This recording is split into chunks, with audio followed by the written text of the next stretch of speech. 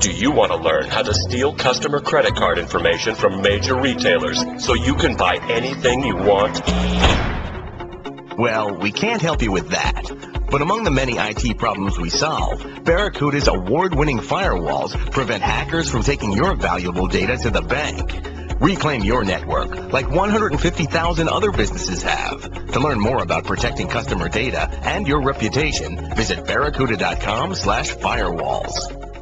We're coming to you from the DraftKings.com podcasting studios. DraftKings.com, America's one-day fantasy sports site, where it's like a new season every time you play. DraftKings.com. From ESPN's Pod Center, this is NBA Lockdown. Welcome back to the NBA Lockdown podcast, everybody. I'm Nick Friedell. I cover the Bulls for ESPN.com. My friend Dave McMenamin covers the Cavs for ESPN.com. And Mr. McMenamin, we have seen a free agency palooza. To use a lame expression that has bounced around in the last week throughout the league. It has been nuts, frankly. We've seen a ton of movement, and it seems like every day since before July 1, there has been major news in the league, and none bigger, as far as we're both concerned, than LaMarcus Aldridge spurning Portland and going to what figures to be a very, very fun San Antonio Spurs team to watch. And what a way for Tim Duncan to go out, if this is his 19th and final season, to re-up with a guy like LaMarcus Aldridge, who was the crowning jewel of the free agency class this year, to have someone like Kawhi Leonard coming into his own, to have Tony Parker on the last leg of his prime, and to have Manu Ginobili, re-up as well to be there to make the full Big Three complete for another run. There's no luckier guy, and maybe it's not luck. Maybe this is what comes back to you if you decide to sacrifice some of your own personal dollars late in your career as a superstar to keep yourself as a contender. I can't imagine being more excited to go to work and go to training camp next season than Tim Duncan will be. It really is lining up as a grand farewell tour. And, Dave, a farewell tour that actually has one of those storybook endings, possibly, to go and win yet another title. And it speaks to something that we have discussed in the past, but it's so true seeing a player of Aldridge's caliber at the peak of his career. The Spurs are a program. They're like a college team where guys want to play for them. They know what to expect. Greg Popovich is the longest tenured head coach there is. They know they have that foundation in place with the Duncans and the Parkers and the Ginobilis, and guys are drawn to that, and they're drawn to winning.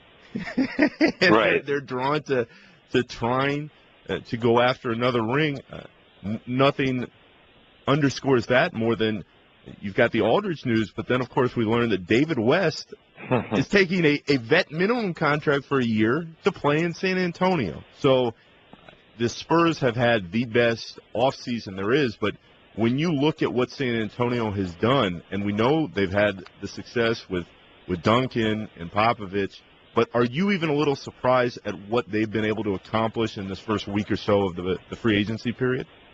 Well, certainly. I mean, the David West thing is really unprecedented. I think the last guy I could think of off the top of my head who sacrificed that much money while he clearly still had a lot to give and his market value would have been much higher was Karl Malone when he went to the Lakers in 2004. Yeah. That's the last guy I can think of who, left so much money on the table with the sole purpose of trying to win. What surprises me about the Spurs situation is that, they were going to look pretty good next year regardless, as long as they retain their big guys. You add Aldridge, things are looking even better. But I think David West is kind of like the tipping point. Like, he scanned the league, and he had the Cavs wanting him. He had the Golden State Warriors wanting him. He had a team like the Washington Wizards, who maybe not be quite considered much as a contender as some of those other guys, but they're right there because the Eastern Conference isn't as strong. And he chose the Spurs. So it was almost like he was the one who deemed that, he could maybe be that factoring edge by joining that group. And the Spurs formula worked for him the most. And, that is pretty remarkable. And let's not forget, what happened the last time the Spurs lost in a Game 7 in the playoffs? What happened the next season? How much of a focus machine were they when they came and ended up beating the Heat in 5 games in the finals after losing in Game 7 the year before? They, to me, will be, if they have health on their side, of course, they will be the team to reckon with next year. And that's the scariest part for the rest of the league, Dave, is the Spurs with this Aldridge news go from a team that we all knew was going to have a hard time changing the pieces around, losing Duncan and Ginobili and Parker. Obviously, still has a few more years, but he's not that same top tier player consistently throughout the regular season anymore, just because injuries and age have caught up to him a little bit. Well, now you bring in LaMarcus Aldridge at, I believe, 29, and you're set for another 4 or 5 years to make a run with Kawhi Leonard and with the system, again, that's in place in San Antonio. So this deal on so many levels, it changes the landscape of the NBA, not just for next season, but for the next few years ahead of us here. Right, and they re-signed Danny Green. They're able to keep him, who's a young piece that can grow with an Aldridge and can grow with the Kawhi Leonard as they transition into whatever their next iteration will be post-Duncan. And Patty Mills, it looks like they're going to be able to retain him. They haven't had to cut ties with him thus far. Now, they had to make some sacrifices. Thiago Splitter's a very strong defensive center. They had to trade him to make some room, and they weren't able to retain Marco Bellinelli and Corey Joseph and Aaron Baines. But I still think unequivocally, yes, that this is a better Spurs team and a Spurs team that, that they're just going to have that good karma and that good feeling of going to work next year, thinking that, they can do something pretty special, pretty historic, and possibly get that 6th ring for, Tim Duncan and company. So if you and I were heading to Vegas right now with our own money, and we were walking up to the window with the odds for next year's NBA champion laying there right now, are we betting on San Antonio? Are we betting on Golden State, who has just won a title and is feeling very, very confident about their own future? Are we betting on Cleveland with LeBron hell-bent on bringing the title back home to Northeast Ohio? Are we taking a flyer on somebody else? As you look at the league right now, which team do you think, given all the moves we've seen in the last week, walks into next season as the favorite to win it all? Well, Nick, if you and I are in Vegas, we're probably first playing blackjack till 3 in the morning. There's no doubt about that. And figure out who the favorite is. But, I really like... Those are when the best decisions are made. At the blackjack table at 3 in the morning. I like those teams you mentioned. I think there's I think Oklahoma City Thunder is a wild card that could absolutely be there if they have help. I think there's still some moves to be made, particularly on the Cleveland Cavaliers side. They were able to come to an agreement with Mo Williams, who gives them some backup strength in the backcourt. Certainly that was exposed when Kyrie Irving went out last season in the playoffs, and Matthew Dellavedova did everything he can, but he's not a primary backup, as we saw, not capable of giving you 40 minutes a night on a consistent basis. That was a good move. I have full faith that they will be able to retain Tristan Thompson and LeBron James. But, Kevin Love, they got him back, strong move as well. And Iman Shumpert got him back, strong move. But I'm not so sure that team top to bottom, when you consider, the continuity that the Spurs have, the coaching staff that the Spurs have, versus what the Cavs bring to the table. And you consider the Spurs' success against LeBron James in the finals. I have a hard time putting the Cavs above the Spurs. And so, to me, you have the Spurs. Of course, if I'm picking the Spurs, that means I'm not picking the defending champs in the Golden State Warriors. And so I'd probably put the Cavs second best at this point. But that could be a pretty sizable gap between the Spurs and the rest of the league. And if it's me, I'm yelling at you at the blackjack table that whatever money we just win, of course, we're running to the window to put that money on San Antonio. Right. Because as I look at this team, for all the reasons you outlined, but the other issue is, Dave, they know exactly what they're supposed to do. This is not David Blatt with the Cavs or another team who has made a coaching change or is learning some different players. With the Spurs, this is a group that seems so professional on every level, and when you add a professional player like Aldridge, you don't figure there's going to be much of an issue fitting him into what they've already built. Now, Golden State with Steve Kerr sure didn't have a problem picking up that system in his first year, but that seems to be still the outlier and not the norm. The question for me with Golden State versus San Antonio now, at least on paper, is when you have two guys down on the blocks in Duncan and Aldridge that you're going to dump it down low to, what's going to be Golden State's answer when those two teams square off next year?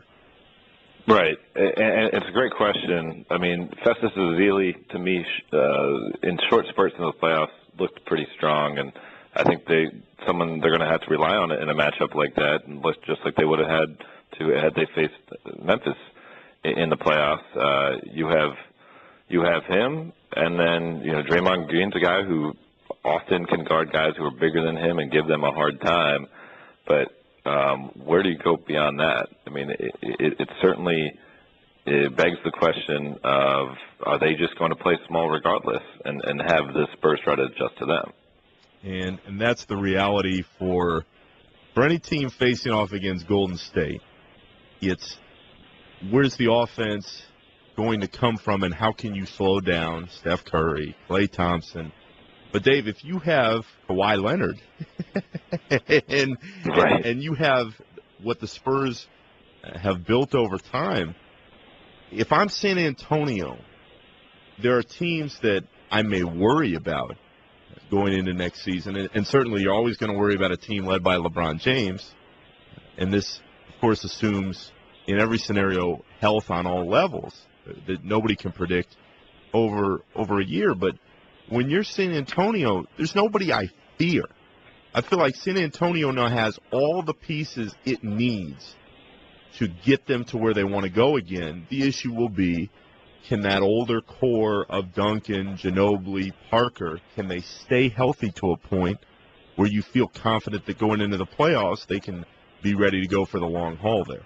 Right, and I wouldn't classify that as a fear, certainly, Nick, but I think that is a legitimate concern just because we know how this league works, and we saw superstars last season, healthy superstars, younger superstars, someone like Kevin Durant and Russell Westbrook come to mind, miss a ton of time and totally throw their teams out of whack. Of course, you have covered Derrick Rose. We don't have to go down that road again. We know what it was like for him to deal with injuries in the prime of his career. So that is, just something that cannot put them, I guess, as we were both getting ready to place our bets as the unmitigated favorite, that they have more of those concerns with the way their roster is constructed than some of the other teams in the conversation. Yeah. And perhaps that is going to be the window that will allow other teams to potentially compete with them, because I think if everything goes and everyone stays healthy in that lineup, they would be considered, just the unabashed favorite. Dave, one of the other teams in that conversation that has elevated itself in the last week is the Dallas Mavericks. And they went from a team that really couldn't find the right path in the postseason the last couple of years. They had that great series a year ago with San Antonio, went to 7. They just couldn't get over the hump there. But they added probably the second biggest piece, at least that moved teams, the player that moved teams, in DeAndre Jordan. And first and foremost, as somebody who has been out in L.A. and who has covered the teams out there over the years, were you surprised that DeAndre Jordan left Blake Griffin, a good friend of his, in a team in the Clippers that he really seemed to have found his niche within over the last couple seasons? I was surprised because when we spoke about this before, I thought that that's a great fit for him. He had a head coach who wanted to get the most out of him, who has clearly tried to infuse him with confidence that, as guests, has allowed him to believe that he can become the best center in the league in Dallas. What I didn't know, and what I guess wasn't quite reported as much, and now we've seen some things come out since the decision was made, and certainly Kevin Arnovitz for ESPN.com had a nice piece about this, that Chris Paul really rubbed DeAndre Jordan the wrong way. And I remember there was a play, I think it was last year during the postseason, or maybe late in the regular season, where Chris Paul was literally jumping on DeAndre Jordan's back, trying to cajole him to go up for a tipped ball. There was still time on the clock, I believe, and DeAndre didn't realize that there was. And in that moment, I was like, that was kind of weird. He was kind of showing him up, but you don't see that where a guy's getting on his teammates so much that he's literally jumping on his back. And in retrospect, now that I've read some things that have been reported about where that relationship went wrong, that was a pretty telling sign. And if Chris Paul is the sun of the moon and the stars in the Clippers planet, and you're trying to establish your own kind of world yourself, and DeAndre Jordan, it's maybe the Clippers isn't big enough for the both of them, and he just needed a new situation. And Dave, we'll get back to the Mavericks in just a second, but you bring up the Clippers with Chris Paul starting to go towards that downside that every point guard hits in their career, and he's still, if not the best, he's in that conversation as one of the best, not just point guards, one of the best players in the league. I always thought if the Clippers could re-sign DeAndre and get themselves through the down parts that happen when you will blow a 3-1 lead to the Rockets and you can't really get over that hump in the postseason, I thought one more year could do it. And they could be one of those teams that could challenge for a title next year. And you lose DeAndre Jordan. Man, you get Lance Stevenson, great. I just don't see where the Clippers now, a year later, are a true title contender heading into next season. Yeah, I have a hard time saying it too, Nick, because you had a game-changing defensive center in DeAndre Jordan, someone who can protect the rim, someone who works within that offense. He was able to play a high-low game just with Blake Griffin because Blake's such a good passer. And Chris Paul as well. I mean, just easy buckets. And, Lance Stevenson, you're bolstering your team there. Paul Pierce, a veteran who still has something left of the tank, as we saw in these past playoffs. But they are a worse team, and they're in the Western Conference. And you lose a piece like that, and then all of a sudden you maybe lose 5 more games during the regular season, and you go from being a 2nd or 3rd seed to 7th or 8th seed. That's all it takes. And then you're talking about going up to Golden State or San Antonio in the first round of the playoffs and winning a series when you don't have home court advantage. Right. I mean, it's a tough scenario, and it's one that you kind of look at that team and you think that, man, they just seem so close. It seemed like they were on the cusp of something special. And now I have a hard time believing that they'll be able to get to that type of level and that feel next year without DeAndre Jordan. Well, and how upset are you if you're Paul Pierce, Dave? Because you go from a team, they get Stevenson in the fold. They make that move with Charlotte. You sign Paul Pierce, who obviously has a comfort level with Doc Rivers going back to their Boston days. And it would appear that you've added a couple pieces that can really help you, especially in the playoffs. And then DeAndre Jordan bolts as that core defensive piece for a team that was right on that cusp. And this ties back into something that I see on a day-to-day basis covering the Chicago Bulls, because you've got a team that's going to win a lot of games next year. That has a lot of talent. But when you're talking about teams that you feel comfortable saying that they have a legit chance to win a title, I think the Clippers have fallen out of that group now. Now, what do we feel about Dallas with Dirk Nowitzki in a similar role to Tim Duncan? He still obviously has a lot to give, but he's not the same player he was when he was winning a championship and being an league MVP. But you got Chandler Parsons, who I feel like didn't get the most out of himself last season for whatever reason, but he's still young and an improving, ascending type of player, you'd think. You got Wes Matthews, you lose Monte Ellis. You have Devin Harris, supposedly being the point guard to put this thing all together.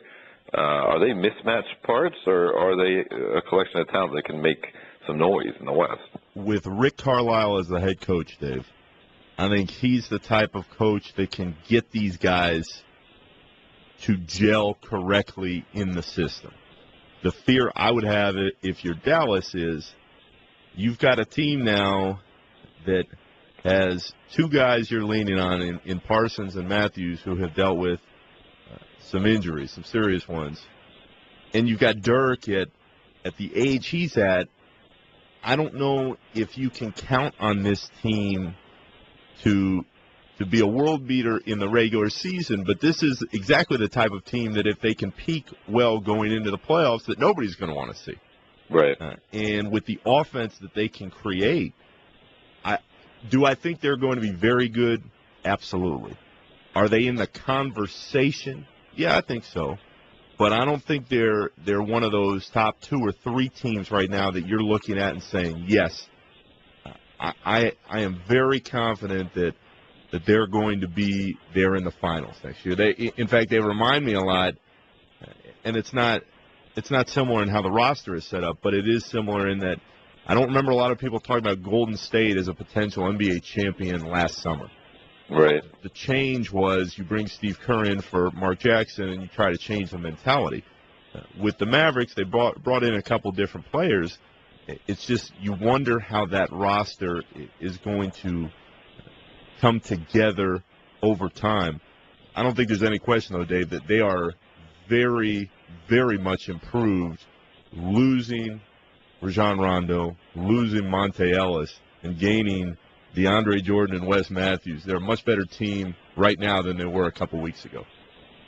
Absolutely. So, Nick, you're saying, I hear you keep saying, losing these guys. So who are the losers of the free agency period thus far? There's got to be a couple teams out there. I know a couple stick out to me. But in your opinion, who are the teams or what are the teams that have failed thus far in free agency? Dave, I don't think there's any question there. I don't think there's any question.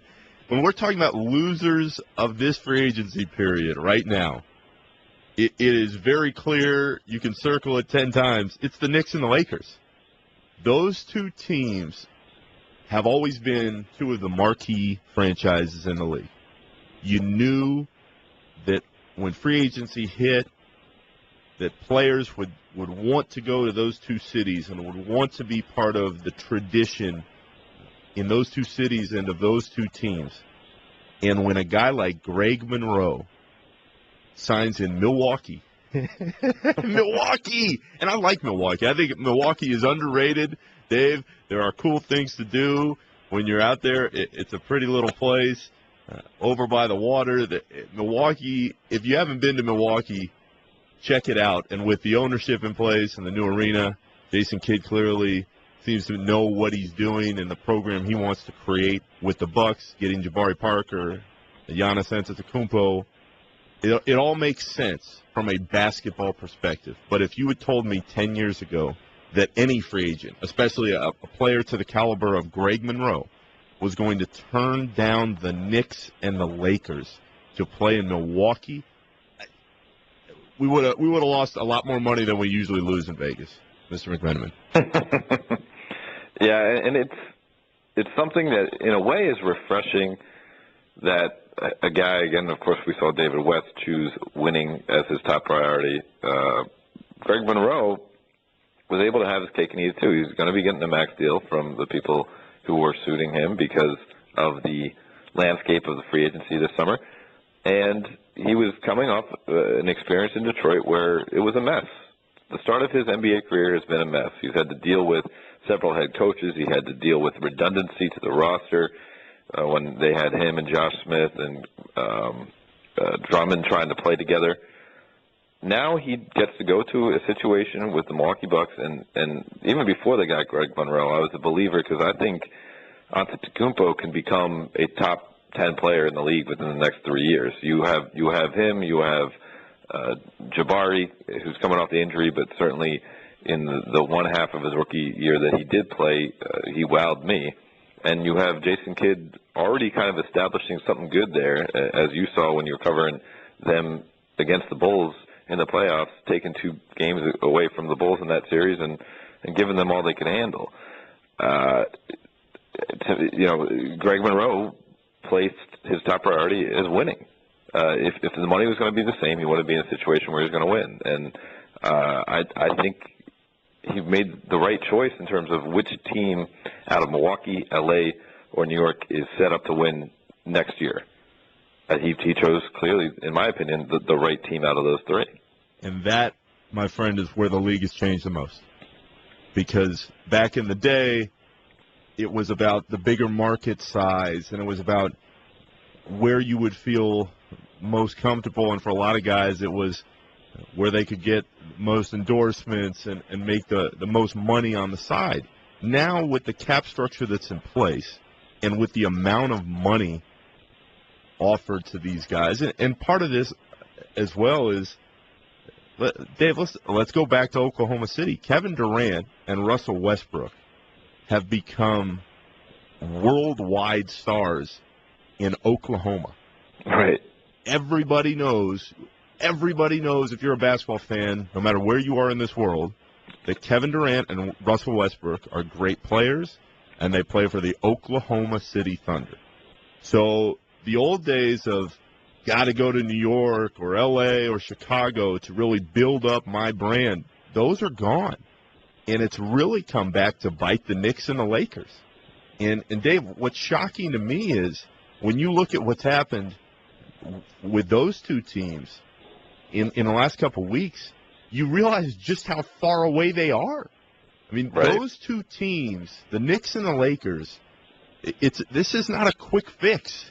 This is not, let me throw some more money at the problem. This is, whoa, let's take a step back here, and they're going to have to start building like a lot of the other teams have started building, like small market teams have started to build. You build through the draft. You build through making smart decisions with your system internally and in free agency. But that was the shocker to me as far as Greg Monroe is concerned, because it underscored what has changed the most in this league. And now, David, I agree with you. The Bucks are going to be in very good shape, and they're going to be a team to be reckoned with this year going into the East.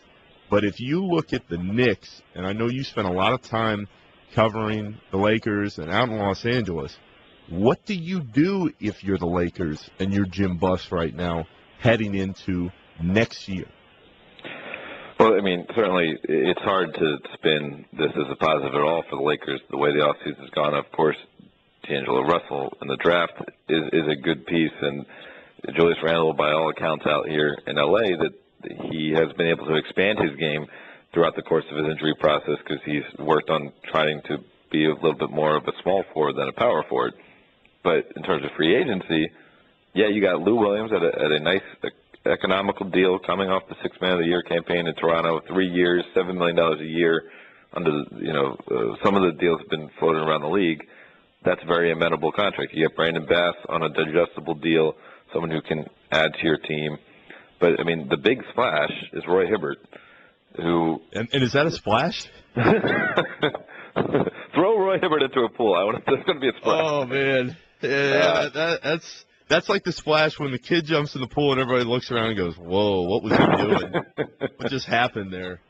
Yeah, so he, had his problems in Indiana to the point where Frank Vogel couldn't always trust him on the court. A lot of it kind of came down to his own confidence. I mean, this is a guy we know that struggled with confidence in his game, and it's caused him to shrink on the biggest stage. And so you go to Los Angeles? You go to the biggest media market other than New York, and to play with Kobe Bryant. That has disaster written on it. There's certainly some warning signs, I would say, but I guess the only saving grace, the silver lining, would be that it's only a 1-year deal for Roy Hibbert. It's expiring. And this is what the Lakers have been doing the last 2 summers now. They kicked the can down the road, and they're going to have that open cap space the following summer, and they'll make their run at Kevin Durant. And, of course, we know that it didn't work out with LeBron and Carmelo Anthony. It didn't work out with DeAndre Jordan and LaMarcus Aldridge. All you need is to work out with one, I guess, and you can turn things around for sure and for good, they hope. But so far, this plan has not worked. And, they made the Hibbert deal for 2 reasons in my mind. One, they wanted to continue to have that flexibility so they get an expiring deal. And 2, under the terms of the new CBA, there is a cap bottom that you must reach. So they had so much cap space, $26 million going into the summer, they had to pay somebody to reach that floor. And so Roy Hibbert's contract kind of worked with the space that they had created. We're talking about the Lakers, and we're talking about salary cap floors like they're the Magic last year, signing Channing Frye and Ben Gordon. I mean, Dave, this is crazy. It's wild. This is crazy. With the Knicks, I don't think it's been quite as bad of an offseason as maybe it's been reported to be or the perception out there is. Of course, Porzingis was a controversial pick on draft night, and as Phil Jackson told our Chris Broussard on draft night that, hey, they were trying to go for a home run. And he has that home run potential, and we'll see if that works out or not. But their 2 primary offseason signings in Aaron Aflalo and Robin Lopez, I think are 2 pretty good players. They're guys who I think really value and take pride in their defensive identity on the court, and that's something that the Knicks need. And they're 2 professionals, and they're 2 guys who have been in some winning situations in their career thus far, so they probably have expectations for the way a team should be run in order to succeed. They're not LaMarcus Aldridge, they're not Greg Monroe, but I think the Knicks could have done much worse than come away with those 2 guys. And over the grand scheme of the teams out there and how teams have done in free agency this offseason, I think they're somewhere in the middle of the pack. I wouldn't say, those have been terrible offseason moves by Phil Jackson. They're a better team than they were. Absolutely. And when you add those 2 guys, and Robin Lopez, look, he struggled to get minutes, it seemed, during the playoffs and maybe later in the year, but you're paying him the going rate in the league. This is the way of the world now. Look, Tyson Chandler got money from Phoenix, and he's ancient at this point. Omar Ashik, the defensive-minded center, got big money from New Orleans to re-up. That's just the going rate, as you mentioned it. And Lopez, he's been more durable than his brother Brooke has during his career. He's someone, that has always been a rim protector in a league that there's less and less guys like that. And he's someone who's kind of quirky, and maybe Phil can get through to Phil's a bit of a quirky guy himself. If you're the Knicks, as I watched all of these moves unfold in the last couple of weeks, I kept thinking back to Carmelo Anthony.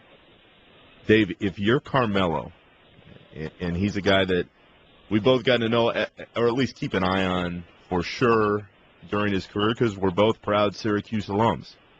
Carmelo has gotten crushed nationally, especially in the last few years, as a guy who just can't win the big ones, who can't make his team that much better.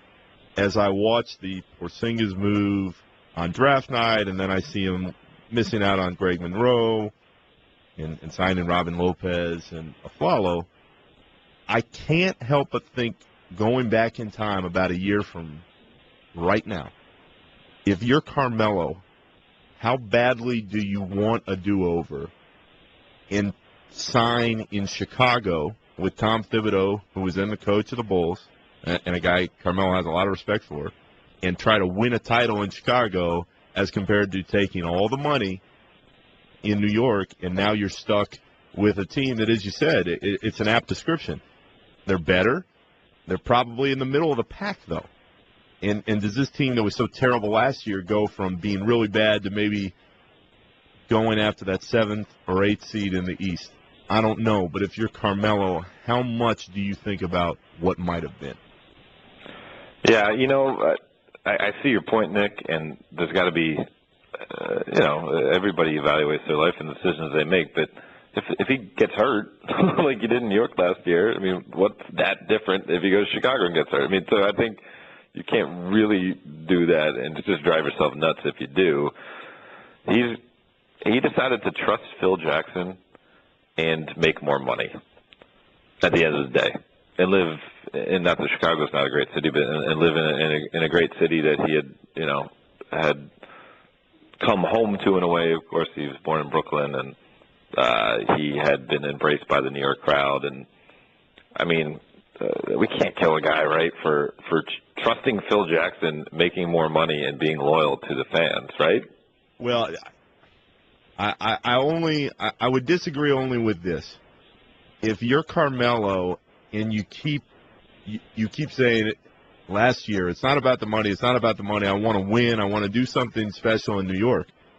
Well, Dave, very clearly, the Knicks are in a rebuild. Like a major rebuild, overhaul. And I don't think Phil, as he went through this, realized just how much, how deep it would go. And now they're in the middle of trying to figure out what's the next step. And I'm with you. I think they made the right moves for where they're at right now.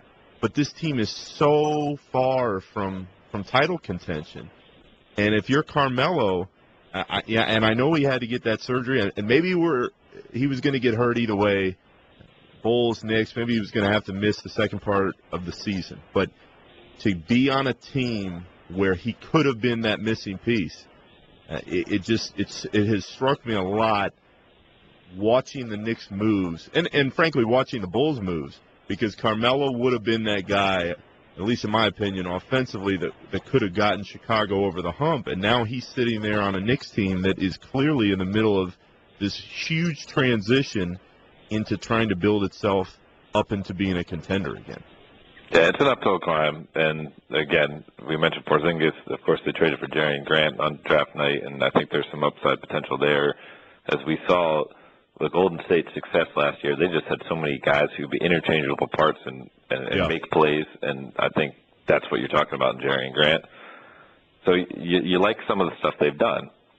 But, again, yeah, Carmelo is entering into year 13 of his career. As we see injuries mount, perhaps you start to question if his best days are behind him. But, again, he put his faith in Phil Jackson and hoping that they could use the cap flexibility they were trying to set themselves up for to sign big-name guys. Carmelo's never played with good players. I mean, I think he doesn't quite get that defense brought up quite enough. You look at, literally his whole career. In Denver, you're talking about he's playing with guys like Dante Jones and Kenyon Martin and leading them to the Western Conference Finals. And then a watered-down Allen Iverson at the end of his career. Right. J.R. Smith, who certainly has his troubles, as we know. And then in New York, I mean, you have a past his prime Amari Stoudemire, who was never really healthy when Carmelo got there. Again, J.R. Smith there as well. It didn't have the help that other guys have had, and yet because he's a part of a national ad campaign from Air Jordan brand and everything like that, he's been a key member of USA Basketball. He's had such high visibility that he gets kind of the same critique against him that some of his peers do. As we tie up the end of this Knicks and Lakers conversation, we mentioned Tom Thibodeau, Dave, and as I looked at what the Lakers did, and frankly, I feel like the Knicks are in a better situation because they have Phil Jackson leading the way. And whether you agree with the strategy he has taken now, at least it seems like there's some kind of foundation for growth in place. He brought in Derek Fisher. Derek Fisher is running exactly what Phil wants. You look over to Los Angeles. I'm not sure what's going on. The buses are taking a lot of the frustration from fans.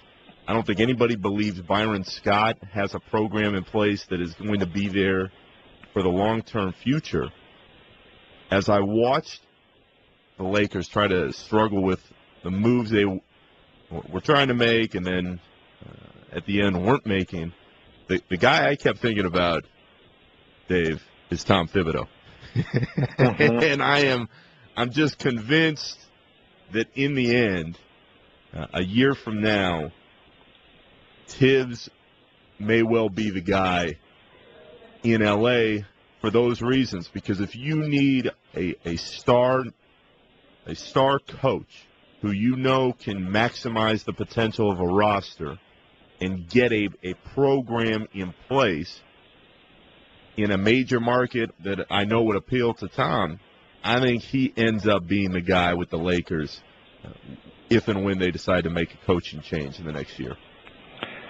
Right, and I mean, I reported last summer that the Lakers had some interest in trying to find a way to speak to Tom. Of course, he was under contract with the Bulls. It didn't work out, and they ended up going with Byron Scott, but that would not come as a surprise to me at all. Quite frankly, we've seen the jobs dry up this summer, so it's not like you're going to see him be coaching a team next year. Byron certainly is going to be the coach for the Lakers next year, but beyond that, you don't know, especially if Kobe's going to retire, because Byron was the Kobe transition guy. Yeah. That was pretty clearly a big part of his credentials to be able to get the job, being able to get along with Kobe, find a common ground with Kobe, and get the most out of him at a very difficult stage of his career. That wouldn't shock me at all. And the word that you said that struck me is program.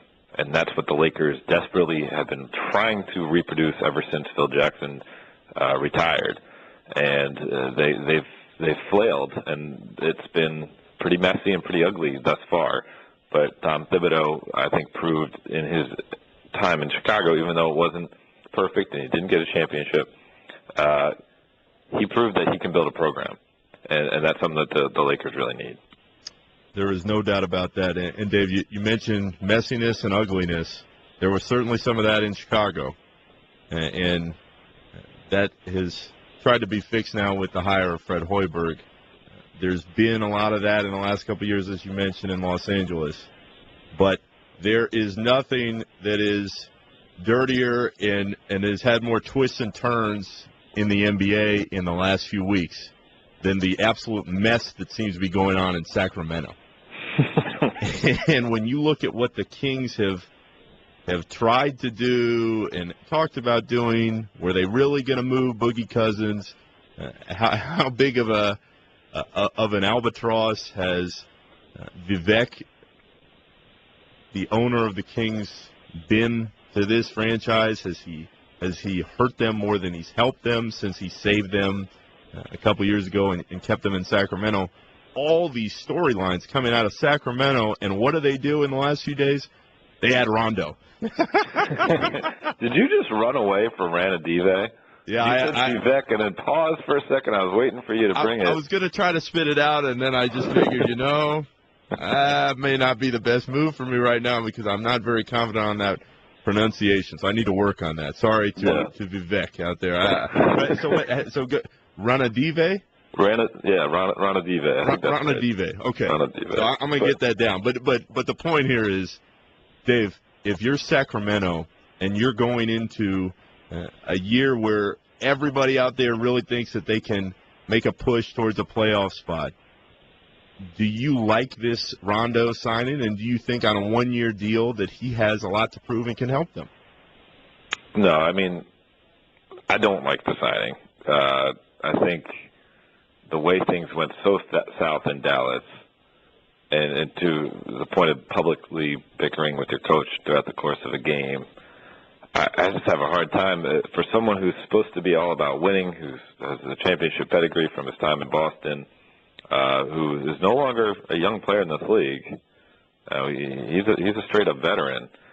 To allow things to get that bad and to the point where they basically tell you to go home before the season's even over. I mean, why would you want that guy where you already have a combustible personality in DeMarcus Cousins, as talented as he is, and of course you also have the, whether it's as ugly as it seems to be or if it's still reparable, we'll find out, but the situation between George Karl and DeMarcus Cousins as well, that seems like the last guy you want to go after. And we mentioned the kind of spotty record so far under the new regime in Sacramento. But let's not forget, they just traded Nick Stauskas to Philadelphia. That was a guy that, they were supposed to be smarter than everybody in the room, and they crowdsourced fans' opinions. the analytics pick. Right. They brought in the whole analytics group, and this was the guy. Nick Stauskas is out of Michigan, is going to be the guy. And then they give him away for basically nothing, just to create cap space to Philadelphia. I don't know what the heck is going on there. And George Karl is someone I've always enjoyed to talk hoops with, and kind of the reporter-coach relationship. We have a pretty solid one. To me, he has a pretty solid headache going into next year. If you're a Sacramento fan, and Dave, we travel all over the league. Sacramento has that fan base that's into it. And that goes back to the days of Vlade as a player with Chris Webber and Jason Williams and Bibby and Doug Christie and all those guys. People care there, and that's not the case throughout the league on the whole sometimes. I just don't know if you can be very confident in what has transpired the last few months. And my man Vivek, it's like every time the wind blows, you think something's going to change out there. And that is not the way you have success in this league. And we've hit on this several times in the last hour or so. But the key to success, sustainable success in the NBA, is to bring in a coach who knows exactly what he wants to do and builds up the right system. And it's to have talented players who want to be in your city for the long haul and can help build and grow as a group together. And when you look at Sacramento, I just don't see that right now. And if you're DeMarcus Cousins, can you be very confident in what the front office has done behind you to make this team better, even in the short term?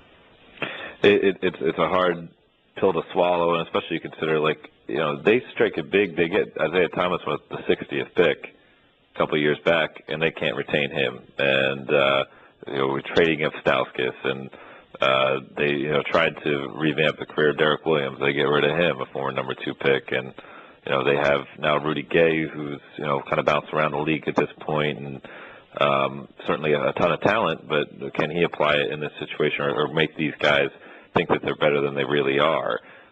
You look at Ben McLemore, a high draft pick who's shown flashes, but again, he's in such a transitional team that will he be able to have the right support and the right knowledge about what it takes to be a pro on a winning team in a winning program?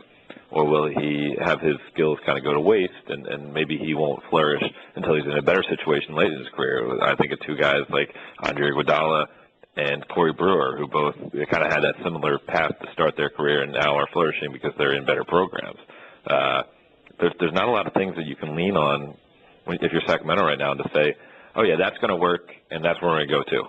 Can you say anything about that team? Especially, I think DeMarcus Cousins turned the corner last year in this All-Star year, and you would say that he's a guy who's just so talented he's going to punish some other teams. But if he's in such a weird mental space that that he's almost creating like constant drama in theater with his Twitter account going against his head coach this offseason, I have a hard time believing that they can go from what they are right now to a situation where they'd be somewhat successful next year. Whew. Okay, Dave. Let's take a break. Let's send some good thoughts out to our friends out in Sacramento. Hope for you guys that better days are ahead. There is some talent there, but, man, that situation is ugly at the moment. But let's take a break. When we come back here on the NBA Lockdown podcast, we'll take a spin around the league. And, Mr. McMenamin, I want to get your thoughts on every other team out there and what you think they have done to improve themselves in the last couple of weeks. Geico presents Strange Savings Stories. Astronomers detected an interstellar transmission. It stated, Geico, 15 minutes could save you 15% or more. The implications were staggering. Was the cosmos telling us we could all save hundreds on car insurance with Geico? Or did their radar merely pick up a signal from the nearby Rufus and Clyde's morning show? We may never know.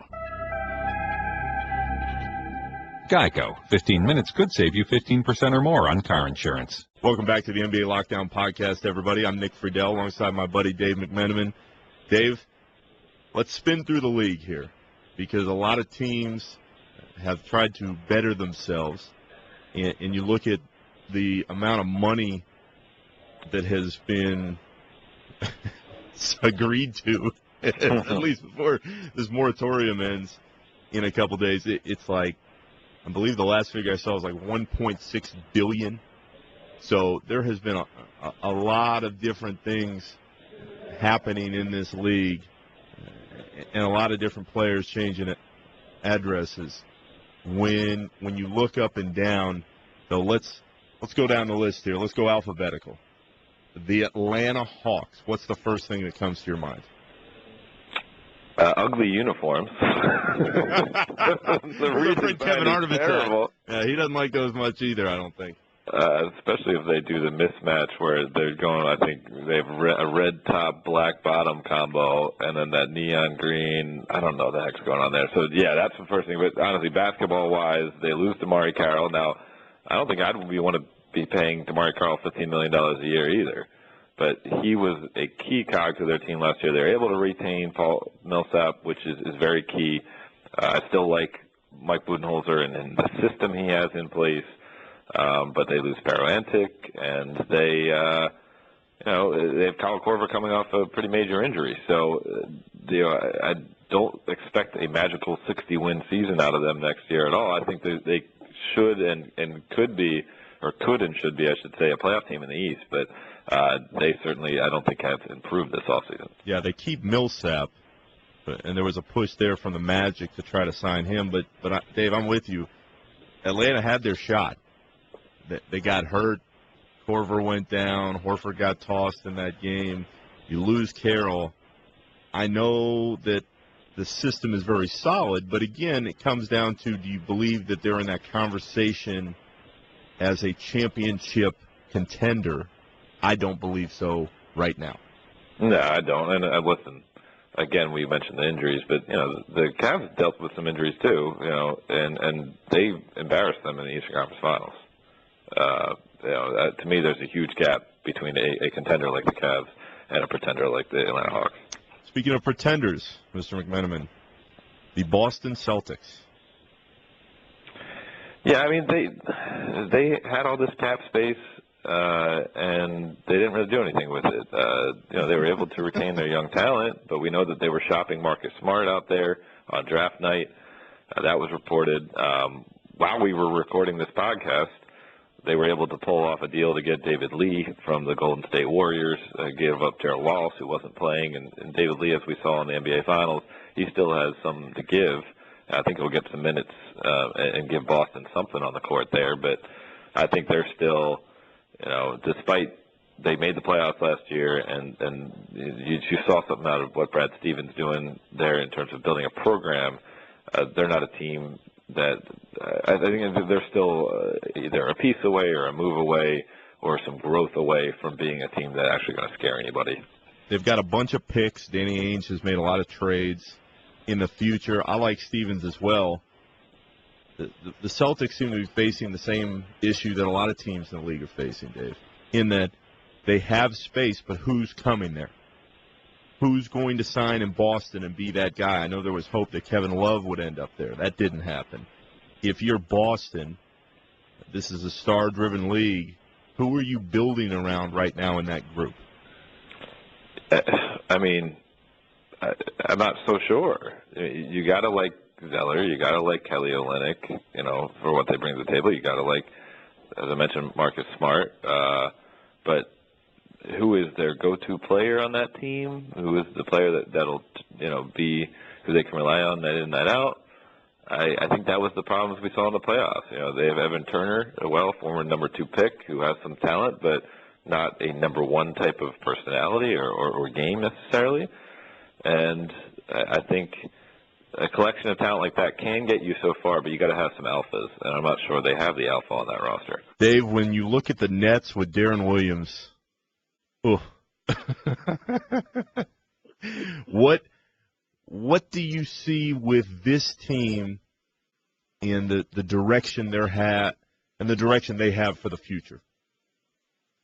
Well, what I see immediately is a league that changes so quickly that the Brooklyn Nets were a team sailing out an historic luxury tax payment with aspirations of a title, rebooting with those Boston veterans coming to town like Kevin Garnett and Paul Pierce.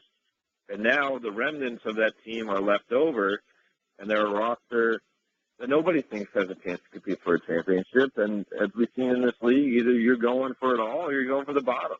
Being in the middle, a lot of people think is the worst place to be. So the Nets are doing whatever they can to rid themselves of both Darren Williams' contract and Joe Johnson's contract. There's a good piece up on ESPN New York by Mike Mazzio detailing what the Nets are trying to accomplish. And now Darren Williams, as a leader of a team at this stage of his career, pretty uninspiring. But Darren Williams, if a contender somehow could acquire him, and he is an additional piece and is playing the role of, say, Mike Bibby late in his career when he went to Miami and still had a little bit left, or Jason Williams when he went to Miami, a player who had been a key cog on competitive teams and then asked to do a lot less later on, but still has that skill. He could find a fit, I think. And again, Joe Johnson, there's trade talks potentially between the Cleveland Cavaliers and the Nets for them to get Joe Johnson, and especially if the Cavs lose J.R. Smith. Joe Johnson, he comes with a hefty price tag, and it's going to cost Dan Gilbert a lot of money, but I think he's a player who would fit in tremendously with the pieces that they already have locked up for next season. The Nets have a team full of guys that used to be the man on their respective teams 4 or 5 years ago and are now like the 4th or 5th best options on a very good quality team. And as you said, that's not what you need. Yeah. I mean, that is not the direction you want to go in a league where it's the haves and the have-nots, and the Nets are clearly in the have-not category and have been now for a while. Speaking of that, when you look at the Charlotte Hornets, they've tried to rebuild a little bit. Steve Clifford had success in his first year, and then they bounced back last year. The Lance Stevenson experiment doesn't work. What have you made of their moves, which included drafting Frank the Tank with the 9th pick in the draft a few weeks ago? It always makes me wonder when a franchise gives up on guys that they drafted so quickly. So Noah Vonleh, they traded. I like Nick Batum that they received from Portland in that deal, but again, you're giving up a guy who was just your lottery pick a year ago. What does it say about your scouting process and your organization in terms of your interview process, getting ready for the draft? If you picked a guy, that was the guy that you wanted, and now a year later you're letting him go. Bismack Biyombo, no longer with the team. That's another guy that they targeted and drafted. So to me, that's kind of a couple of red flags there. And while in a vacuum, I like Frank the Tank, and Nick and you and I spent some time during the NCAA tournament hanging out, watching those games. That game he had against Kentucky was fantastic. I don't know. I don't see a clear direction there. I see a very good coach, Steve Clifford. He was an assistant with the Lakers. I got to know him pretty well, as thorough and as defensive-minded as a guy that exists in the league, and also has a good human touch with his players. But I don't know where they have their kind of go-to things they can lean on right now, and there's a lot of question marks for me. The other issue there, Dave, is now Kaminsky goes into that realm of players Michael Jordan has drafted in the Adam Morrison pool of guys who, if they're great, then Michael's going to get a ton of credit. And if they're not, especially after what our friend Chris Forsberg from ESPN Boston talked about in one of his most recent columns, the Celtics offered a ton of picks and assets to get that Charlotte pick. Michael waved them off. Michael and the rest of the Hornets front office, and Kaminsky was their guy. If he performs at a high level, okay, well, that's great. But if you're turning down the multiple first-round picks in the other different things that, and I'm surely it wasn't just the Celtics that were offering those things up, but if you're turning all that stuff down and Kaminsky is a bust, Well, Jordan's just going to get ripped completely again, as he did for the Morrison pick a few years back. Because Comiskey, of course, we know this, is not just going against his own legacy and his own standards, but he's going against Kwame Brown and Adam Morrison and Noah Vonleh and Bismack Biyombo and right on down the list. Now, maybe Kemba Walker was the guy to break through that, and he's had a pretty nice career thus far after being, a draft pick by Charlotte under the Michael Jordan regime. But there's going to be some pressure there, and quite frankly, there's going to be pressure for him as a Caucasian American athlete being drafted in the lottery. There has not been a lot of successful players like that in the league, and that comes with a certain amount of pressure and a certain amount of just criticism because based on the way those guys have panned out recently. So it's not going to be the easiest road for him. I believe in his talent, and I believe that he will be able to carve out a successful career, but he'll have some more pressure than the average guy would in his situation. The Jordan legacy and shadow is long. Dave, just ask the Bulls, who have been dealing with it for 20-plus years, almost since Michael retired for the second time after the sixth championship. As far as they're concerned, it's a lot of the same. And Bulls fans are going to hear this, and they're going to be frustrated. We both see it on a day-to-day basis, whether it's on Twitter or the emails I get regarding this team. They're going to be really good. They bring back Jimmy Butler. They get that deal done. Mike Dunleavy comes back on a nice team-friendly contract. Bobby Portis is their draft pick. Aaron Brooks re-ups for one more season, as our friend Mark Stein reported on Tuesday. But you look at this team, it's the same damn team. It is the same team, aside from the coaching change with Tom Thibodeau out and Fred Hoiberg in. So when you try to sell that to a fan base that is already uneasy regarding any team led by Derrick Rose because of his health struggles, I just don't know if you're the Bulls what your whole basis is for the belief that you can win a championship this year. Well, maybe they look at Golden State, and that's the hope Jackson for sure. Was replaced by Steve Kerr. Not like they made major roster moves in that offseason last summer. And they said, I think we're pretty close. And whether the Bulls are as close right now as the Warriors were a year ago, remains to be seen. I don't think it's the worst thinking because it's obviously the Bulls had some success last season. They were pretty darn close to beating the Cavs in the second round. We both covered it. But I could also see, if I'm a Bulls fan, there's not a lot to get excited about in this offseason. It's kind of a wait-and-see approach. One of our friends, Eddie Pinckney, former Bulls assistant, gets a new job in Denver. Dave, when you look at that team, aside from the coaching change with now Mike Malone and Eddie Pinckney and a few other assistants, what the hell are the Nuggets doing roster-wise? Well, can I check in to a Periscope feed from Ty Lawson to find out what they're doing? I think Ty Lawson, enjoying recreational activity seems to have the scoop. I'm still waiting for him to get to Sacramento. I don't know what they're doing. I think Mike Malone is a solid defensive-minded coach, and we talked earlier on the podcast about how much of a mess the Kings are, and he actually didn't contribute to that mess. I think he did his best to clean house there and keep things in order. Emmanuel Mudiay, I like him from what I've seen of him. A strong, explosive guard. Obviously, that works out with what this league is kind of trending towards. They have a guy, in Gary Harris out of Michigan State from last year that showed some bright spots. They have, help me out. Nurkic. Thank you. I needed the pronunciation there. You got him.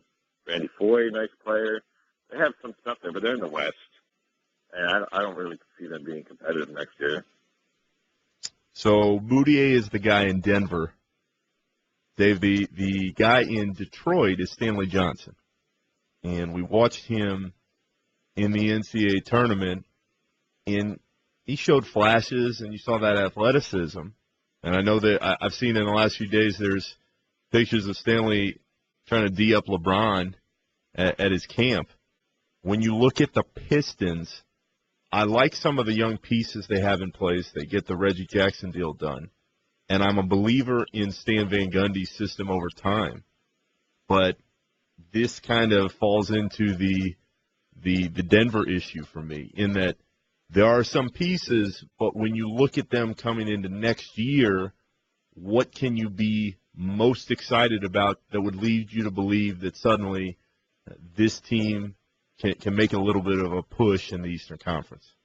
I kind of like Detroit. I know they started off so terrible, and then they ended up beating the Cavs actually in late December, and then they went on a little bit of a run. I know they petered out, I guess I should say, towards the end of the season, but they did, for about a month, they were, a team that was winning 3 out of every 4 games, 4 out of every 5 games last season. Maybe about a month and a half that run lasted. So I like that they have that to lean on. Sam McCundy got that group to play the way he wanted them to. You have Drummond, who's, potential to be a top 5 big, and probably is already a top 10 big in the league right now. You have a professional guy like Jody Meeks in the mix. I like that, you can rely on someone like that night in, night out. You have, and that you mentioned Johnson, of course. You have Reggie Jackson. You have Brandon Jennings set to come back off injury. Now, that could be, I don't know. I'm very curious to see how he would match with Reggie Jackson, because they're 2 guys that like to have the ball in their hands, but they are 2 playmakers, and maybe, Brandon Jennings is destined to be a 6th man in this league, and I can see him really fitting well into that role. So you put all that together and then combine that they're in the East, and I think Detroit's a playoff team next year, and maybe even has a chance to not just be a 7 or 8 seed, but 5 or 6 seed. I like the pieces that they have there, and I certainly believe in Sam Van Gundy. Detroit, Milwaukee, Indiana, Chicago, and Cleveland. The Central Division. My friend, is that the best division heading into next season in the entire league? From top to bottom, it's got to be. The Southeast with the Spurs and the Thunder there, especially the Thunder are healthy. The Southwest, you mean? Southwest, excuse me. Yeah, the Southwest, for comparison, because I was getting just killed on Twitter when I said that the Central would be the best division next year, and that was after the addition of Greg Monroe in Milwaukee. The Southwest has the Rockets, the Grizzlies, the Spurs, the Mavericks, and the Pelicans.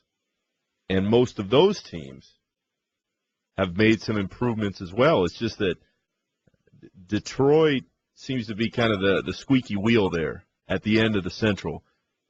Every other team in the Central, on paper, maybe Indiana losing David West, that's going to be an issue, but with Frank Vogel in place, those guys sure as hell play hard every night and figure to be a playoff team as well. So I don't know, Central or Southwest, where do you go when you're hearing all that stuff and all the moves that have been made in both of those divisions?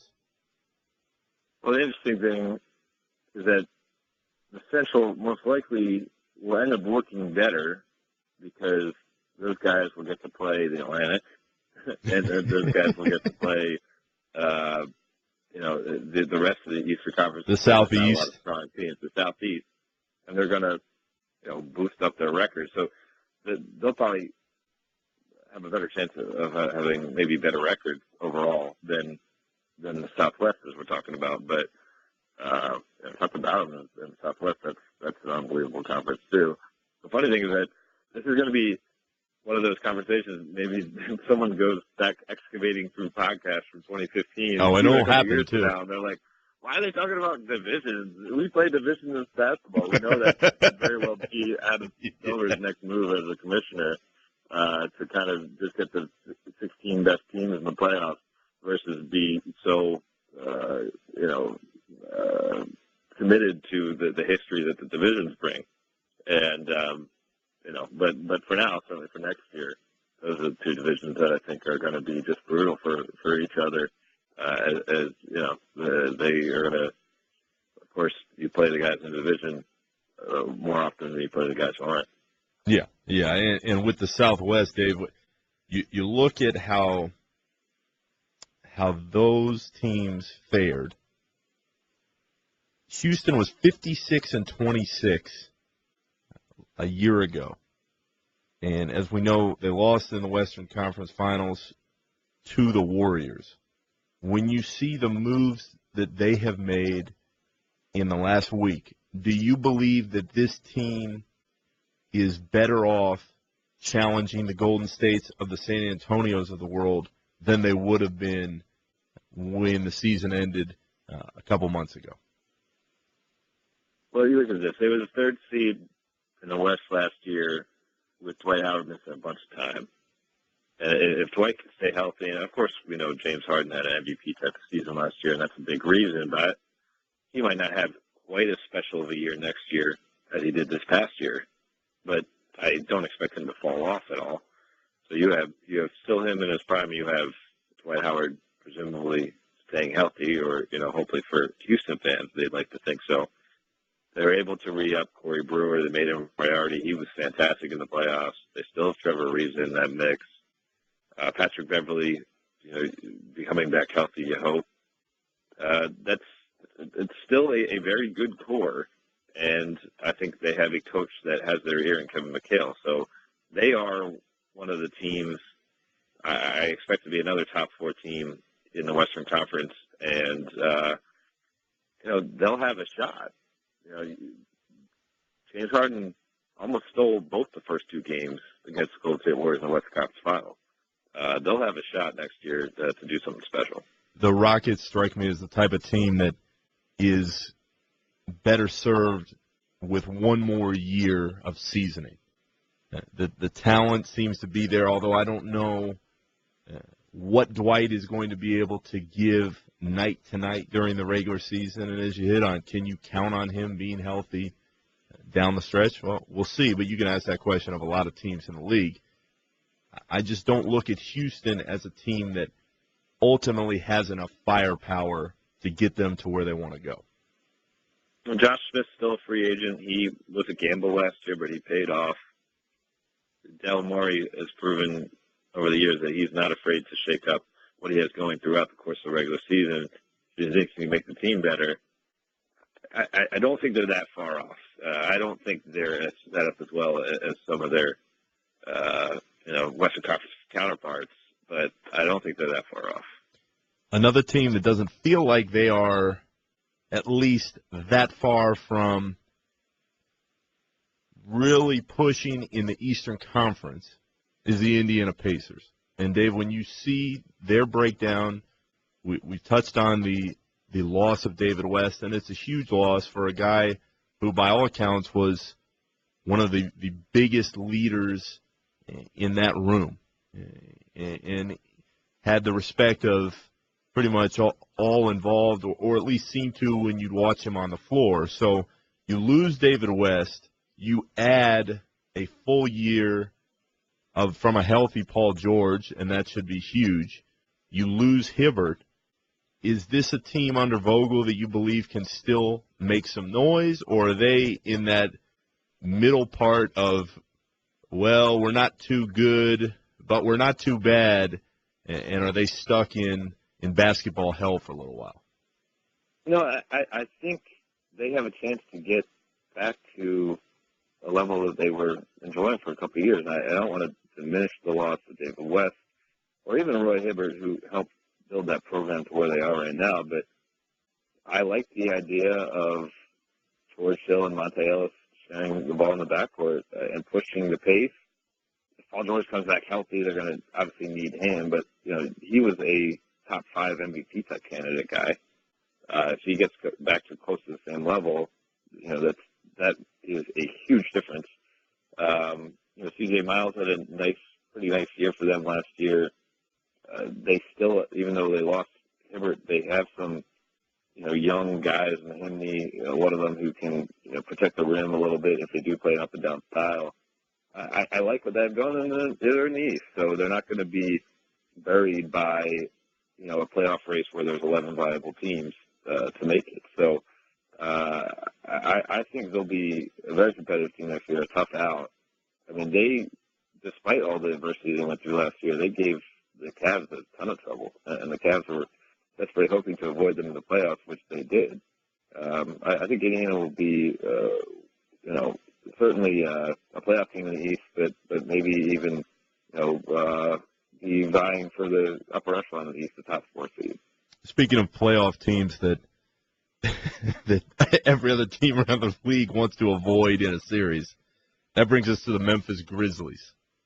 And this team, you know what you're getting when you go in there. It's not just in the grindhouse in Memphis, Dave. This group plays with a certain flair, a certain style. Frankly, they play really like an old-school Eastern Conference team. They just want to beat you to a pulp and keep the games in the 80s and hit you defensively. They bring back Marc Gasol. I don't think anybody really expects him to go anywhere else. They have pieces in place, but it ties into what we talked earlier about with the Clippers and what we just mentioned with the Rockets. When you look at this team, do you feel like there is enough firepower with Mike Conley leading the way alongside Gasol and Zebo to push them farther than they were a season ago? Mike Conley was playing with a broken face in the playoffs. So, one, that shows me the guy's made of some great stuff. 2, it shows me that you can't really judge them how they perform this year in the postseason. I mean, it was a scary time for Mike and for the team, I'm sure, in turn, that to deal with that type of adversity in the middle of a postseason run. But, they still have that unique style, as you mentioned. They have Zach Randolph in there with Gasol. They have Tony Allen on the perimeter. They added Matt Barnes, who I think will fit into the style of play they get there. The question is, can they score? If they play a team like Golden State in a 7-game series, can they score enough? And is Jeff Green and Vince Carter enough to, make up for that gap?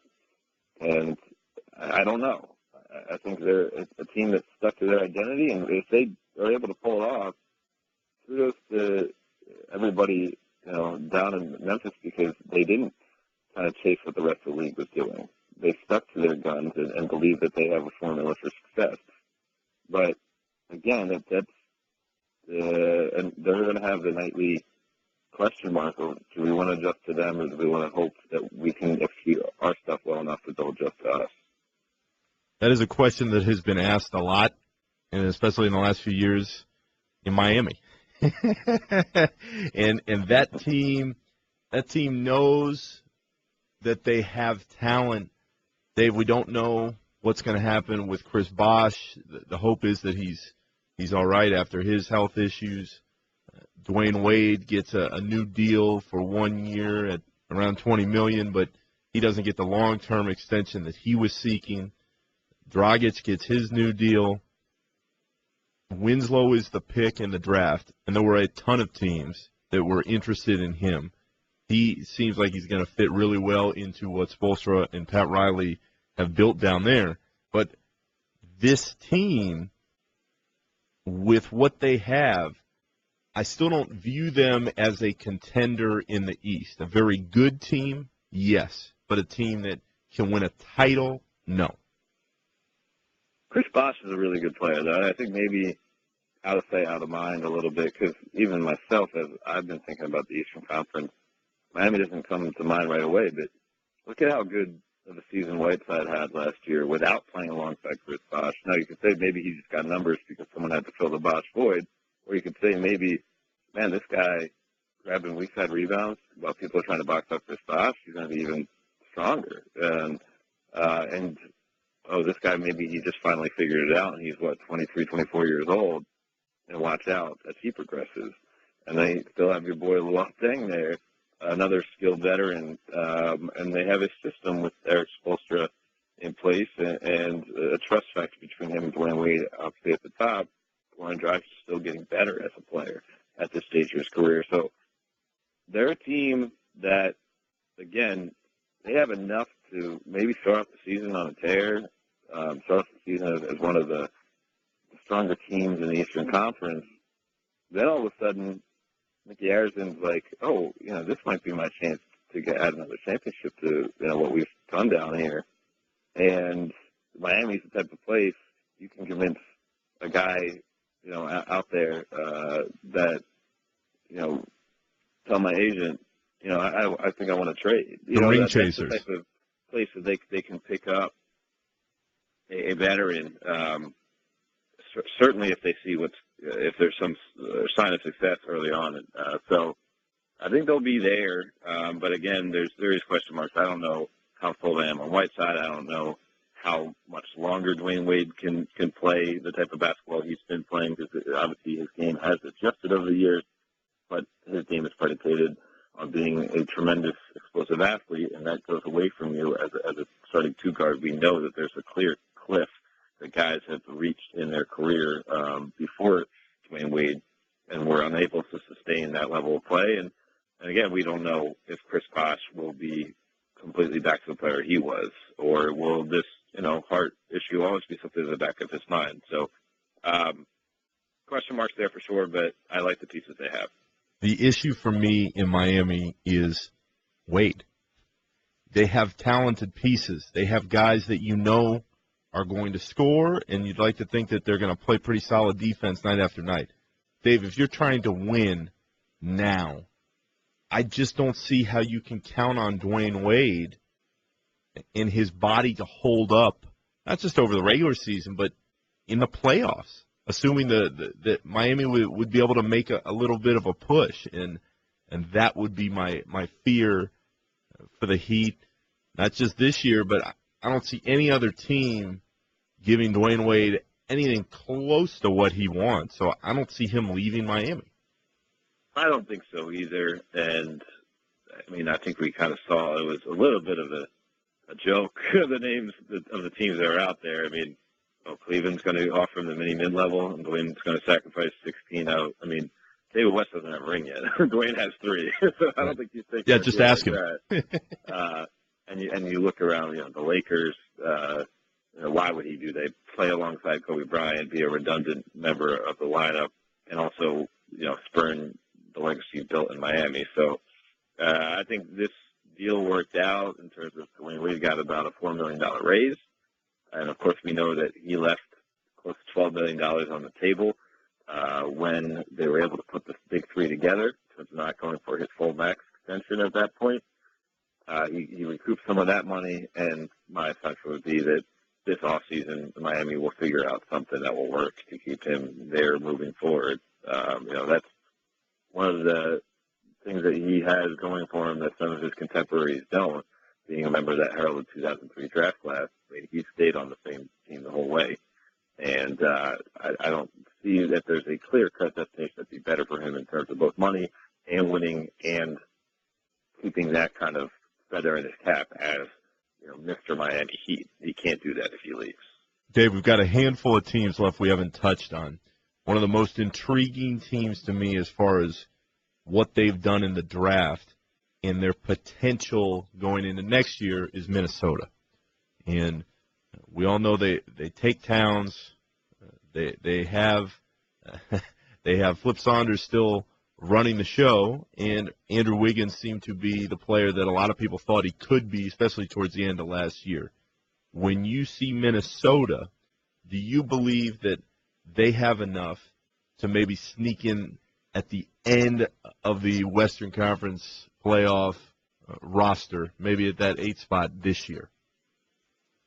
Unless Towns is just fantastic, has one of these revelatory rookie seasons, a Tim Duncan, come into the league and you're like, wow, he can already play.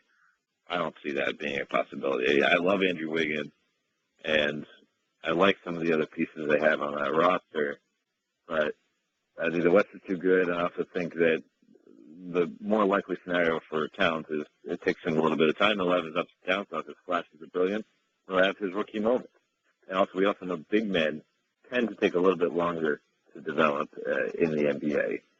Even Anthony Davis, who's now just fantastic, he wasn't as dominant his rookie year or close to as dominant his rookie year. So I think they're still at least a year away. And I'm also not a big believer in Ricky Rubio. I know he is a good team defender. He has those long arms. I think you need a point guard who can shoot, quite frankly, and he can. So that gives the defense a clear advantage when they go up and try to stop the Minnesota Timberwolves. So there's still some holes there. Like Pekovic as a big bruiser in there, and I think him alongside Towns does kind of excite me. I want to see what that looks like, but I'm not ready to even put playoffs and Minnesota in the same paragraph, let alone the same sentence. Dave, the Timberwolves are hoping that Towns turns into Davis. That would be the best case scenario, but Anthony Davis has already proven to be one of the top 2 or 3 players in the league right now. He's unbelievable. The Pelicans squeaked into the playoffs last year. They fire Monty Williams. They bring in Alvin Gentry. Do you see this team being able to take that offensive leap under Gentry that they couldn't seem to take at times under Monty? I think there's a good chance of it. I think Alvin Gentry, this is kind of like everything he's done in his career leading up to this point. And not only does he get one of the best players in the league, it's top 3, I think, kind of bar none. I mean, it's hard for you to really say it's certainly not worse than top 5. He has some guys who can shoot it and guys who can make plays, and that's what you need to run an innovative offense. And if you get Ryan Anderson healthy for a whole season, that's a big deal. I am someone who still believes in the abilities of Eric Gordon and the abilities of Tyreke Evans, 2 guys who can make plays for you. And Drew Holiday, another ball handler who can give them another wrinkle in the open court. Defensive minded center Omar Ashik, they were able to re-sign. So, we just mentioned 6, 7 guys who all have pretty strongly defined skill sets. And if Gentry can give them a style of play that will accentuate and enhance what those guys can do, and also, Gentry's just a very confident, has a bit of a swagger to him, and maybe, infuse some of that to Anthony Davis, take Davis to another level. I think New Orleans is a team that should be in the playoffs again, like they were this past season, and maybe finally win a game. They got swept by Golden State. I don't know if they're ready to win a series, but I think they'll be ready to become a better team.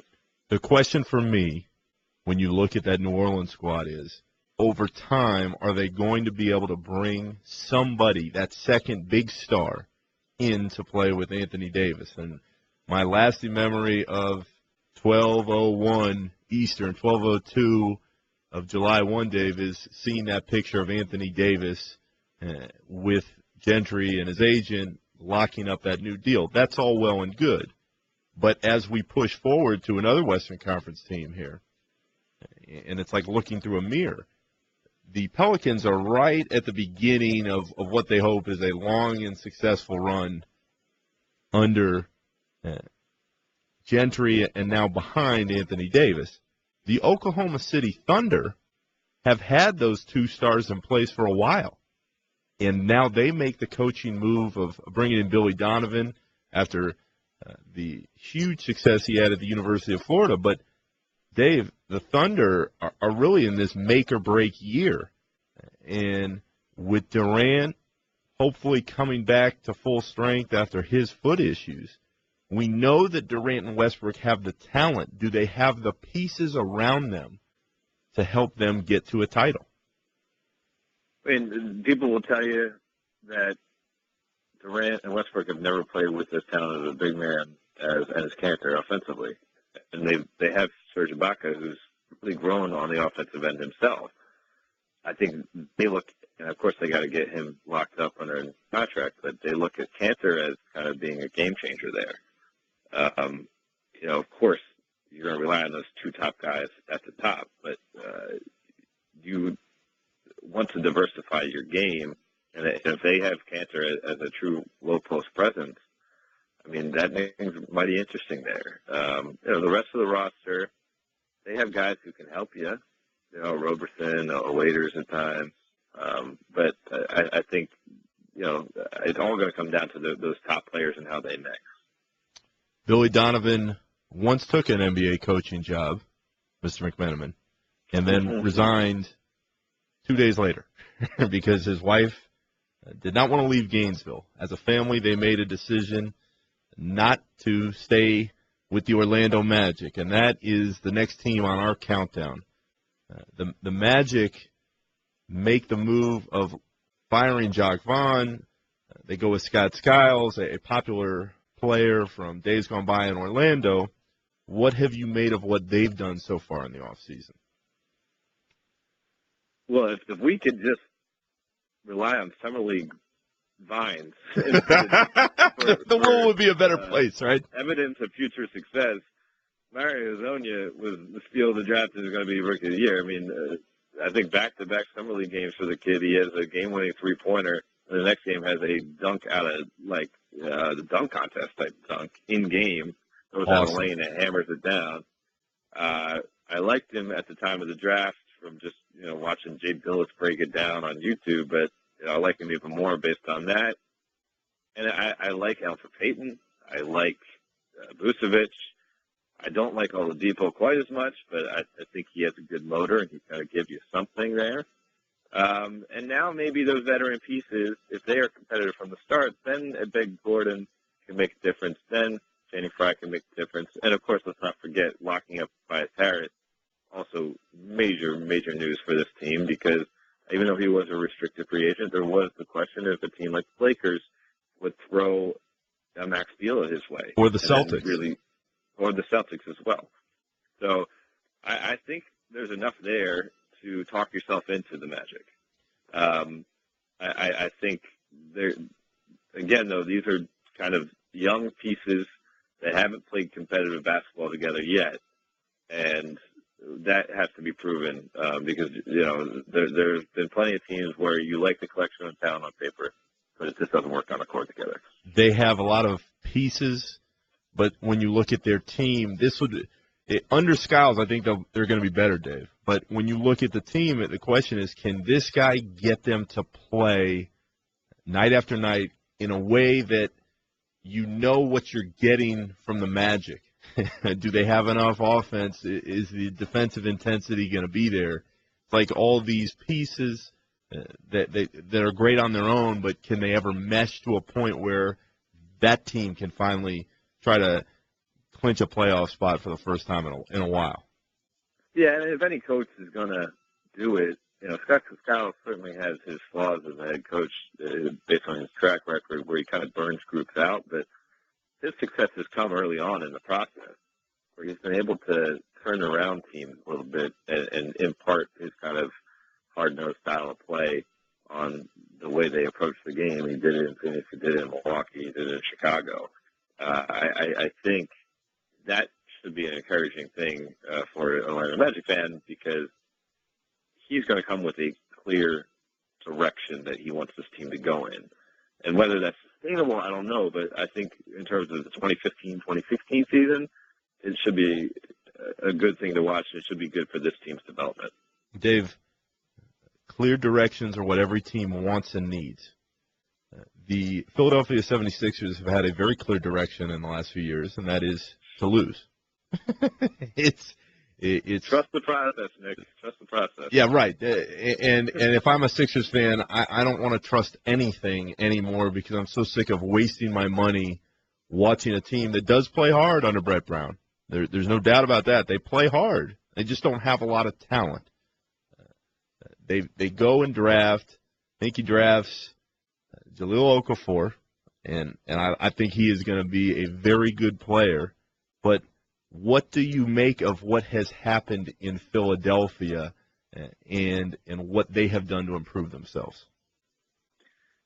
I mean, we still don't know if Joel Embiid is going to be on the court to start next year. That's a big question mark. We don't know how Okafor could coexist with Nerlens Noel on the court.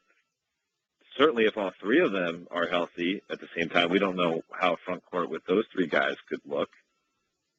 We don't really know who their point guard is.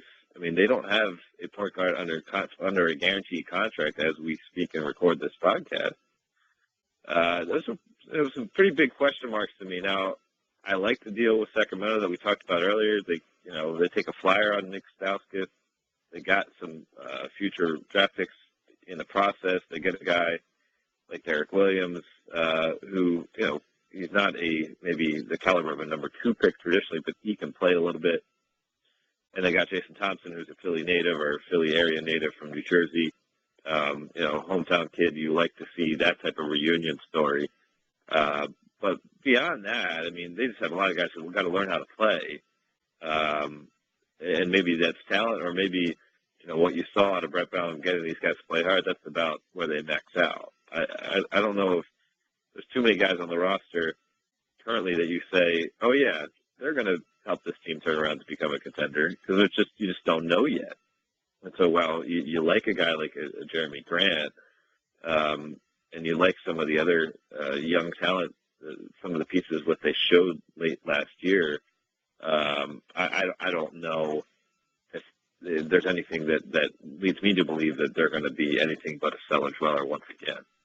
One team that has made its way from out of that cellar in the Western Conference to at least contention, again, in the bottom tier of the playoff teams, that would be the Phoenix Suns. And one of the most surprising moves for both of us in this free agency process is the fact that the Suns, who have a nice core in place, Dave, they go and add Tyson Chandler.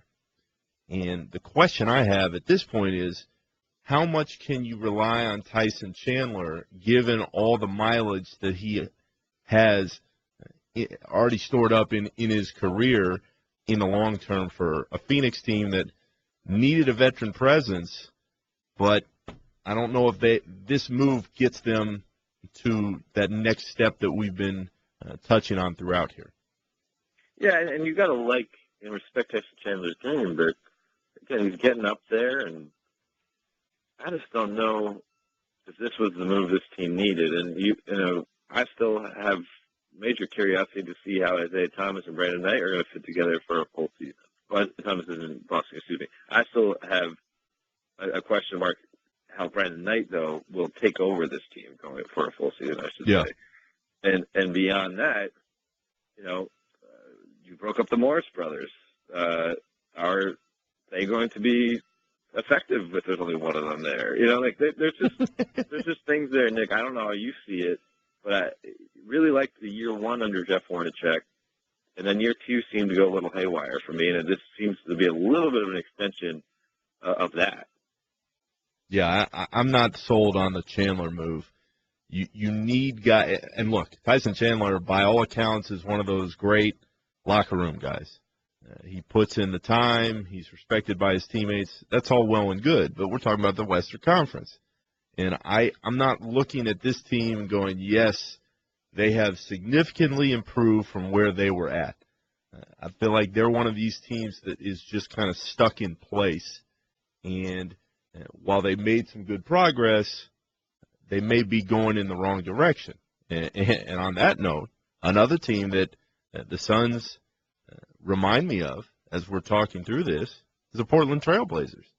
Because when you look at Portland, Dave, they lose Aldridge, and that is huge. They lose Wes Matthews, and he had really developed himself into a really good player who was beloved in that region.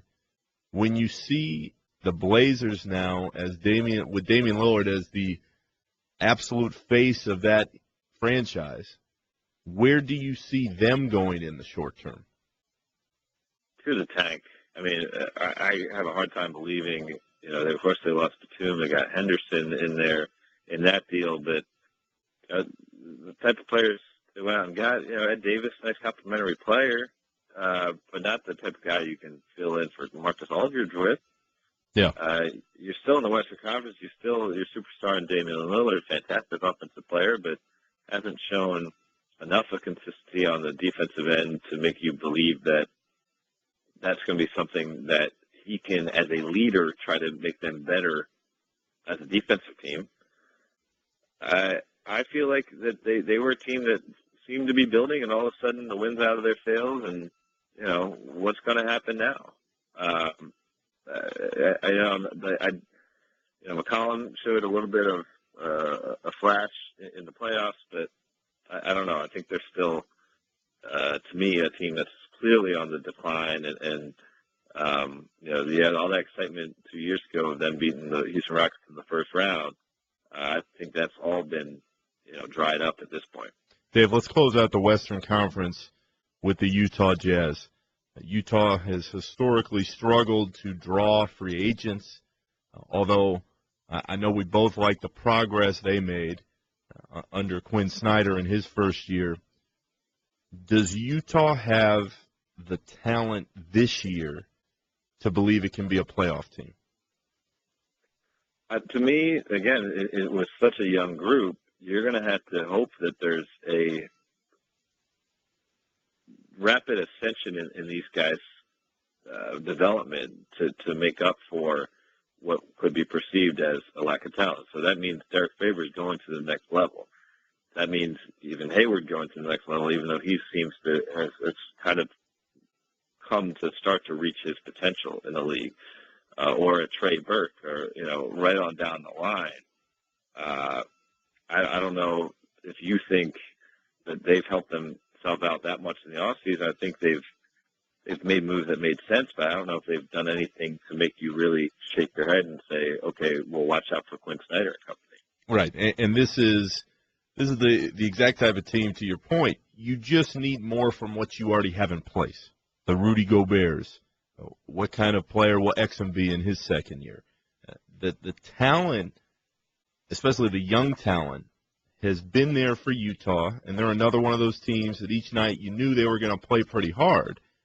But in that brutal Western Conference, do you see them as a viable playoff option? I think they would surprise me if they were. I don't think it's impossible. I'm not writing them off the way I would write off another team, but they would be one of those surprising teams that just kind of put everything together, almost in the way that Atlanta last year was a surprise. That I don't think many people were picking to be the top seed in the East before the season started, but they got something going and were winning early, and that confidence kind of carried them the rest of the season. I think Utah would kind of have to have that type of campaign to really compete in the Western Conference. As we bounced around the league here and tried to give everybody at least a little glimpse of what's going on city by city, there are two teams left that we really haven't discussed much, Dave, and that would be the Toronto Raptors and the Washington Wizards. And let's start with Toronto, in that we touched on DeMarre Carroll earlier.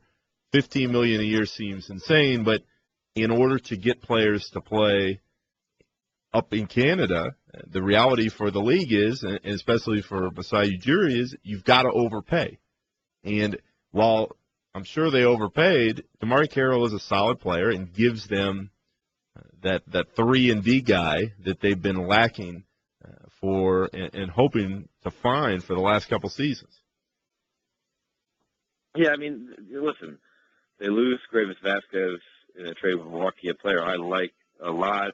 They get Corey Joseph, a player I like a little bit, and maybe he just hasn't had a bigger role in San Antonio to show what he's capable of. Maybe that one works out. It's an amenable deal. They're not killing their cap to do so. DeMar DeRozan, when he was healthy, is a top 5-6 shooting guard in the league. Kyle Lowry, for the first couple of months last season, was a legitimate MVP candidate, and then just kind of fell off the map because he was being asked to do too much. They have some guys there that make you believe that they're a little bit exciting, and then you're like, wait a second, I watched them in the playoffs. I watched them grind to a complete halt against the Washington Wizards, and what have they done to make me believe that all of a sudden they'll get back the momentum that they had when they were playing the Brooklyn Nets in the playoffs a couple years ago? I don't know. I don't know if that's possible. I think they're another team that they have enough of a core of a young talent that you don't think they'll be out of it, but I think there's a better argument to be made by several teams in the Eastern Conference that they would have a stronger chance for sustained success next year. That team that destroyed the Raptors in the first round, the Wizards, Dave, they have Wall, they have Beal. We know what they can do, Nene, Gortat. That's all well and good, but you lose Paul Pierce, who made a bunch of big shots in the playoffs, And the Wizards, to me, have a look of one of those teams that's going to be good next year, but they're going to clear it all out and hope for Kevin Durant when his contract comes up. They seem like they're a year away from really doing anything of significance in the postseason. Yeah, if they get Durant with this group, I mean, that's a team that you could say, oh, they could win a championship. Like, I don't think you would have too many question marks. They say else that they could win a championship. Right now they can't, and that's not a knock on the players that they have. I like the team they have. I like the balance they have between the front court and the back court.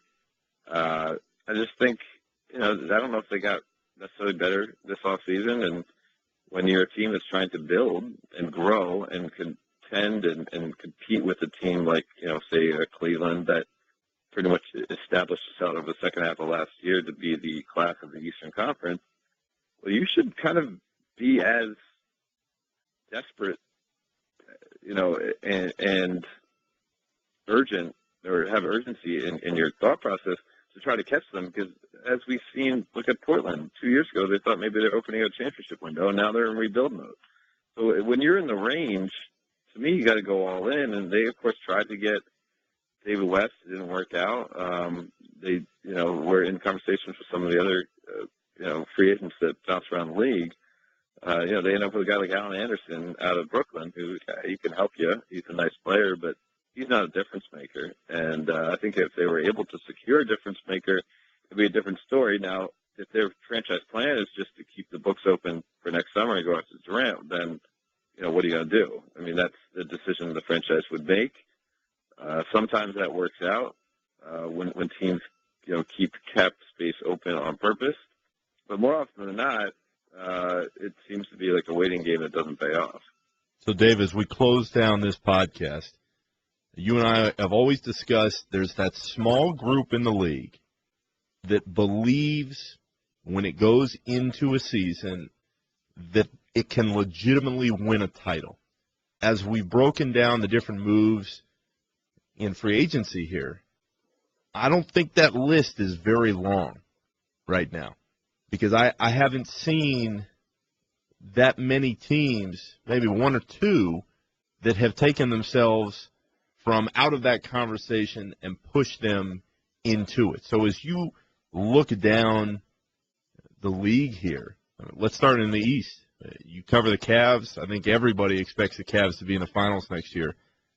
Frankly, I don't see another team, again, assuming health, and that is a huge part of this, assuming health. The only other team that I think could make a legitimate case to get to the finals next year, as we sit here in the beginning of July, is the Bulls. And as somebody who's been around this team and has just watched them keep Butler and Dunleavy and Aaron Brooks, but not make another huge move because there really wasn't one for them to be made with their salary cap situation. In the East, I think it's Cleveland's to lose, and I think the gap between Cleveland and everybody else is bigger than it's ever been. Yeah, I'm with you there. Chicago, they are pretty much the same team, so and you see a guy like Butler entering into his prime. Yeah, they should be there. They should be a tough out, but I don't see another team that's done a lot. Milwaukee, honestly, I know they're probably, just based on their age, maybe give them another year of seasoning, but they could be a team that could be a dynamo from the start. Yeah. I believe in the roster they have. I believe in Jason Kidd as a coach. But ultimately, it's just the way the maturation process seems to take in the league. They would, I think, be way ahead of the curve if they got to that point next year. But they're not that far off. But again, if we're trying to talk ourselves into Milwaukee as maybe the third best contender in the East, that proves to me just how far ahead of things the Cleveland Cavaliers are. There's no question. As we turn our attention to the West, you've got to start with Golden State. They're the defending champs. They figure to be there with Steph Curry and Klay Thompson. San Antonio, we've hit on them. They're my pick to go win the title next year. Dallas picks up DeAndre Jordan to a core that already had Parsons and Dirk. They have talent. But to me, Dave, it's got to be Golden State, San Antonio, maybe Dallas, and Houston in that second group. I don't see anybody else, at least right now, that I believe, aside from maybe Oklahoma City, they're like the ultimate wild card. Right. We're not sure what Durant is going to be. We're not sure what Billy Donovan is going to bring in his first year as a pro coach. But that list, let's put it this way. Who else besides Golden State and San Antonio do you believe for sure has a legit shot going into next year for that title? Well, yeah, I think you have to include Houston in the conversation based on what we saw from last year. I think you have to include Dallas just because you hear the rhetoric out of Mark Cuban and of Chandler Parsons after they acquired DeAndre Jordan. They at least believe that they're in that conversation now, and sometimes that's a manifest destiny situation. You have a team that they get that wind in their sails. Now, they could get a rude awakening when things actually begin next year, but this summer they're going to be having that mentality that they can get there. I think the Clippers were in that conversation to me until they lost DeAndre Jordan, and then they became a have-not, whereas Dallas became a have. Outside of that, though, the rest of the Western Conference, there's no team that I could even legitimately mention in this conversation and believe that they could somehow contend with one of the teams we just mentioned in a 7-game series. Maybe Memphis. Maybe yeah. Memphis. But I would have a hard time going past those. I guess we're up to 5 teams at that level. Yeah, and that's the scariest part for the league. And look, it happens every year. Nobody knows for sure how things will play out, but there's always a select group that you figure really has a chance to make it happen. But, Dave, we just broke it down. Cleveland, the clear-cut favorite in the East. The Bulls, maybe. I don't think either one of us sees Milwaukee's going to be much improved, but can they win a title? I don't see it. And then you go Golden State, San Antonio, maybe Dallas and Houston. The Clippers and the Grizzlies are kind of on that outside fringe looking in. And then who knows with Durant, Westbrook, and Oklahoma City. So that list is not very long, and it's what every GM is going to have to wonder about as we go into the final stages of the summer and into training camp in a couple months. And so the funny thing is, again, we've been with our heads completely everywhere on Twitter and reporting with, texting sources the last week, and every NBA fan is doing the same. Free agency is on top of their mind. Other than San Antonio clearly improving their odds and re-upping that team that was already champions just 2 short seasons ago, free agency didn't change the conversation all that much. Yeah. Still, the franchises that had their talent in place last season and looked to be in a pretty good space to compete for a championship, that conversation hasn't changed that much. And it certainly felt like a flurry of activity. But when the dust is settling, we're still seeing pretty much the same list of championship contenders. A scary thought for the league. The more things change, the more they stay the same. Dave, if people want to get at us on Twitter, want to make a comment about the podcast or what's going on with us, how can they find you? On @Nick10 on Twitter. I know you are at Nick Friedell, so they can find you. And certainly as we go through this summer, it would be fun to get some listener feedback. So we are, as the free agency dries up and there's less movement, it'd be great to, talk about what people have on their minds. As always, guys, thanks for taking the time to listen. Keep it locked here on ESPN.com for all your coverage. For Dave and I, Dave, do you have any vacation plans after all the craziness of free agency? Is there anything left? Any other place you're headed to soon? I've been spending some time out in L.A., which is kind of lucky dog and half vacation thus far. I got some traveling coming up. Doing a little, Portugal trip in late August. But, I don't know. What about you, Nick? I am headed to Maui. Headed to Maui, and I am excited about it. I figure I'm going to go have some beers with Don Nelson at some point. See Don what Nelson happens. And Willie Nelson, one of his good friends out there as well. I don't know if I want to hang with Willie as much, but I'll definitely throw a couple back if I see Don sitting at a bar out there in Maui. But I've got to go meet up with some friends out there. I'm looking forward to it. But after the craziness of this free agency period, there are going to be a lot of people around the league who are going anywhere but to the office, because this is the most action, Dave, we've seen in a long time in this short of a span. And there are a lot of people that are going to be looking for a break after the various summer leagues conclude here. Absolutely. All right, well, again, everybody, thanks. We appreciate it. This is the NBA Lockdown Podcast. We will talk to you soon. Thanks for listening to NBA Lockdown on ESPN Radio. For more great podcasts, check out the Pod Center page on ESPNradio.com.